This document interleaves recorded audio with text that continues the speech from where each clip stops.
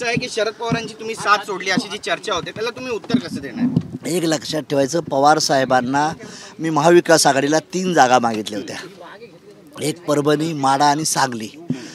तर आदरणीय पवार साहेबांनीच मला रिस्पॉन्स दिला, 1 जागा देतो म्हणून. आणि महायुतीला मी 2 जागा मागितल्या होत्या, एक परभणी आणि माढा.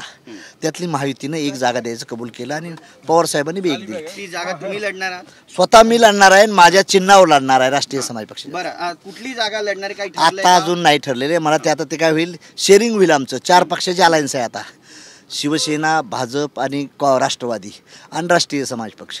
ते शेअरिंग झाल्यानंतर ती 28 तारखेला किंवा 27 तारखेला. आता शरद पवार यांचा ग्रुप सुद्धा तुम्हाला ट्रोल करू शकतो किंवा तुमच्यावर हो, टीका करू शकतो. करणार ना. आता ते होत राहत, राजकारणात होत राहतं ते. नाही, पण याला उत्तर कसं देणार?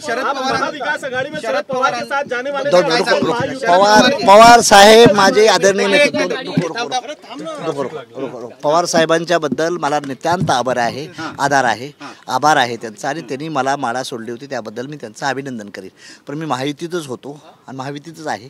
आता महायुतीनेही मला 1 जागा दिलेली आहे, त्यामुळं मी त्यांना विनंती करेन. हे सगळं घडलं ते प्रसाद लाड यांच्यामुळे घडलं अशी पण नाही तसं नाही. सर्वांच्या हे चाललं. मुख्यमंत्री आणि अजितदादा यांच्याकडून काही आश्वासन मिळालंय का तुम्हाला? चांगलं मिळालं. सीट दिली ना आपल्याला, सीट दिली हेच आश्वासन आहे.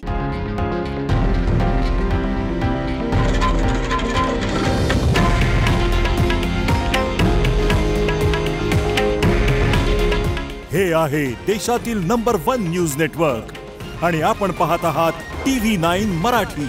काळजी तुमची, हित महाराष्ट्राचं.